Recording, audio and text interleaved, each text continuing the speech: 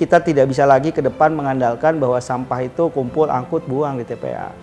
Kalau bisa, ya harus semaksimal mungkin kita bisa selesaikan di sumber. Sungai Ciliwung adalah aset Kota Bogor. Harusnya ketika Sungai Ciliwung itu dipandang sebagai aset, kemudian sungai ini dirawat.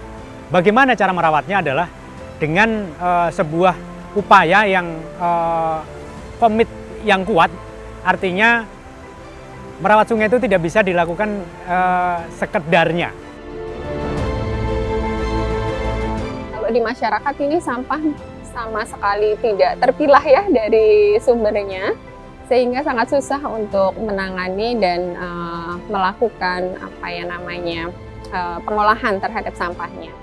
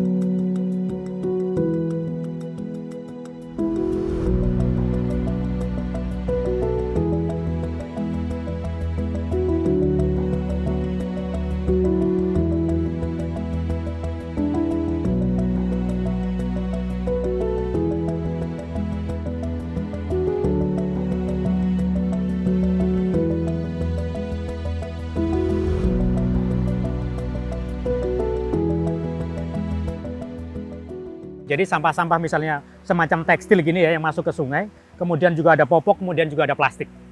Ketika masuk ke sungai, kemudian perlahan dia akan terdegradasi oleh keadaan. Ketika terdegradasi, berarti bagian-bagian dari tekstil, kemudian plastik, kemudian popok, bahkan kemudian juga limbah cairnya, itu akan mencemari baku air bersih kita. Artinya ketika baku air bersih kita tercemar atau terkontaminasi hal-hal yang kemudian memang tidak semestinya, ancaman berikutnya adalah keselamatan kita. Sampah plastik ini kan salah satu sampah yang umurnya sangat lama, terurai di alam ini bisa ratusan atau puluhan tahun gitu ya. Nah, kalau kita tidak menanganinya dengan baik dari sumber, maka pengendaliannya akan sangat susah.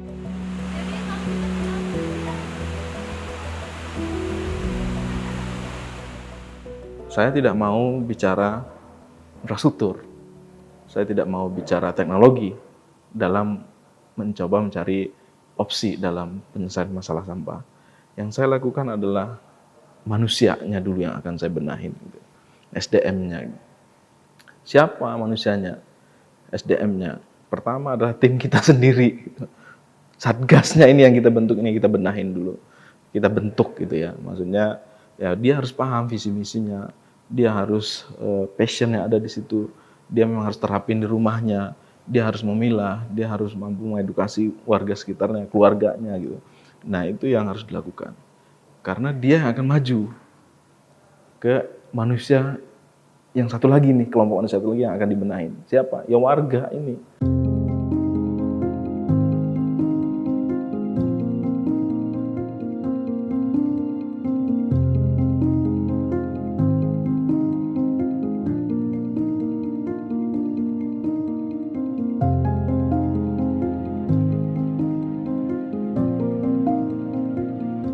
Masyarakat Bogor sudah mengerti betul kalau dia belanja dia bawa kantong.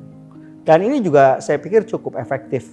Hanya memang ke depan ini harus dikembangkan, bukan hanya di toko-toko modern, bukan hanya di pasar-pasar modern, tetapi harus juga kita mulai bergerak ke pasar tradisional. Tapi ini juga punya tantangan. Inilah yang menjadi berat. Bagaimana kalau kita bicara di pasar tradisional, mengurangi penggunaan kantong plastik misalnya, atau wadah-wadah plastik yang sekali pakai maksudnya. Nah ini juga menjadi persoalan. Kita belum menemukan cara-cara atau metode-metode yang memang betul bisa mengurangi itu. Kalau waktu itu memang kami belum punya solusi ya terhadap sampah plastik. Terus terang sebenarnya kalau kita melihat sampah plastik yang kita bisa olah atau kita bisa recycle itu juga cukup banyak, Mas. Seperti botol, gelas-gelas, itu kan gelas plastik itu sangat bisa gitu ya diolah kembali gitu. Nah, itu hanya dibutuhkan dengan cara pemilahan. Jadi pas saat mereka datang atau sampah datang dari masyarakat ini harus ada proses pemilahan. Nah, setelah dipilah volumenya menjadi berkurang gitu ya. Jadi yang tidak terolah menjadi hanya tinggal 20%. Dari 1,6 ton itu ya 20% yang kami kirim ke TPA. Dalam menyelesaikan permasalahan sampah di sebuah kota, sebuah wilayah gitu ya, kabupaten, kota misalnya, ataupun provinsi, wajib itu berkolaborasi, ambil peran masing-masing. Nggak bisa menyelesaikan masalah sampah yang sudah sangat besar ini dengan keegoan. Harus dilakukan secara kolaborasi. Jadi kita di komunitas misalnya juga perlu ambil peran dalam hal penyadaran publiknya, penyadaran masyarakat itu. Masyarakat juga harus ambil peran atas sampahnya, juga harus bertanggung jawab dengan sampahnya, juga harus peduli. Lalu juga pemerintah yang punya tanggung jawab, punya anggaran, punya regulasi juga harus ambil peran segera, ambil porsi segera untuk menyelesaikan ini.